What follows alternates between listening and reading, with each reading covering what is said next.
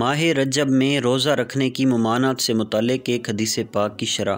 کیا فرماتے ہیں علماء دین و مفتیان شرع متین اس مسئلے کے بارے میں کہ زید کا کہنا ہے رجب کے مہینے میں روزے نہیں رکھنے چاہیے؟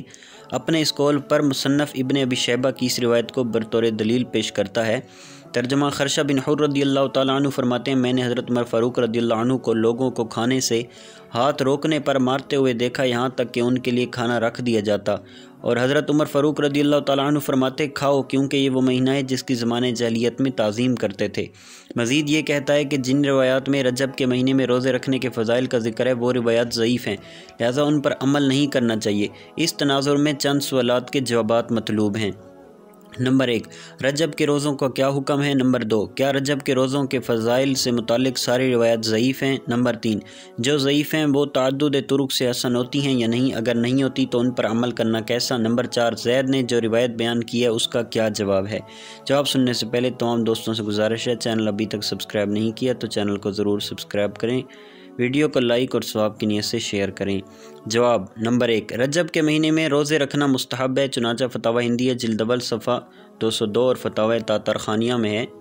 ترجمہ، مستحب روزوں کی چند قسمیں، جن میں سے پہلے محرم کے روزے اور دوسرے رجب کے روزے اور تیسرے شعبان کے روزے ہیں۔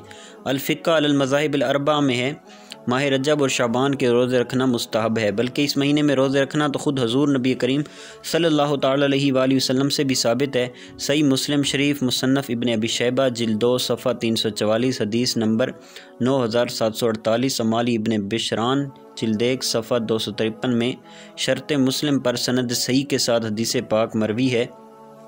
ترجمہ، عثمان بن حکیم الانصاری فرماتے ہیں، میں نے سعید بن جبیر رضی اللہ تعالی عنہ سے رجب کے روزے کے بارے میں سوال کیا، اور اس وقت رجب کا مہینہ تھا، تو انہوں نے فرمایا میں نے ابن عباس رضی اللہ تعالی عنہما کو فرماتے سنا، فرما رہے تھے رسول کریم علیہ السلام روزے رکھتے یہاں تک کہ ہم کہتے کہ افطار نہیں کریں گے، اور افطار کرتے یہاں تک کہ ہم کہتے روزہ نہیں رکھیں گے۔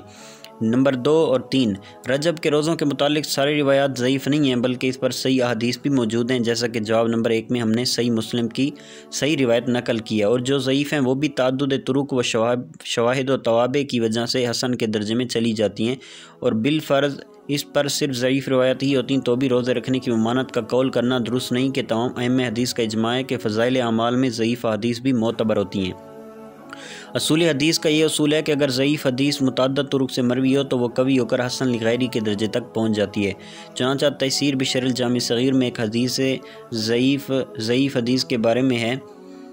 ترجمہ، اور وہ ضعیف ہے جیسا کہ منذری اور ان کے علاوہ نے کہا، لیکن اس کے بعد والی نے اس کو قوی کر دیا تو وہ حسن لغیری ہے۔ الادب فی رجب میں ہے۔ ترجمہ اور تحقیق، رجب کے فضائل کے بارے میں حدیث ضعیفہ وارد ہیں، کثرت طرق کی وجہ سے وہ قوی ہو گئی ہیں، باوجود یہ کہ وہ حدیث ضعیفہ ہیں، فضائل اعمال میں معتبر ہیں، یعنی عمل کا فائدہ دیتی ہیں۔ فضائل میں ضعیف حدیث معتبر ہونے کے حوالے سے مرقات المفاتیح شرح مشکات المصابیح جلد 2 صفحہ 806 پر ہے۔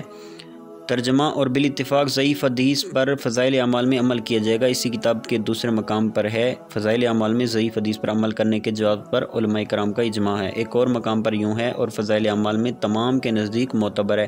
شرح مسند ابی حنیفہ میں ملا علی قاری علیہ رحمۃ اللہ الباری ضعیف حدیث پر عمل کرنے کے بارے میں فرماتے ہیں، اسناد ضعیفہ کے ساتھ مروی ہیں، لیکن فضائل اعمال میں عمل کے اعتبار سے قوی ہیں، اور اللہ عز و جل احوال کو بہتر جانتا ہے۔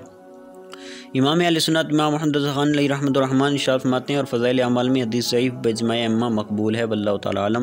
نمبر 4، زید نے جو روایت حضرت عمر فاروق رضی اللہ تعالی عنہ کے حوالے ذکر کیا، اس کا مطلب شارحین حدیث نے یہ بیان کیا ہے کہ اگر کوئی شخص زمانے جاہلیت طرح اس مہینے میں روزے کو واجب جانتے ہوئے رکھے تو ممنوع ہے، ورنہ منع نہیں کہ یہ نفلی روزہ ہے، اور اس سے ممانعت کی کوئی وجہ نہیں۔ العلامہ شیخ علی بن سلطان محمد القاری فرماتے ہیں، ترجمہ، تو ممانعت کو اس کے واجب ہونے کے اعتقاد پر محمول کیا جائے گا، جیسا کہ زمانے جاہلیت میں تھا۔ لہذا مسلمانوں کو چاہیے کسی کے وسوسے کی وجہ سے اپنی عبادات میں سستی نہ کریں، بلکہ اللہ تعالی ثواب کثیر کی امید پر رجب کے مہینے میں خوب عبادات کریں۔ اس موضوع پر تفصیلی معلومات کے لیے العلامہ شیخ علی بن سلطان محمد ابو الحسن نور الدین الملا ہروی القاری علیہ رحمۃ اللہ الباری کی تصنیف لطیف الادب فی رجب کا مطالعہ بہترین ہے۔ واللہ اعلم عز و جل ورسولہ اعلم، صلی اللہ تعالی علیہ وآلہ وسلم۔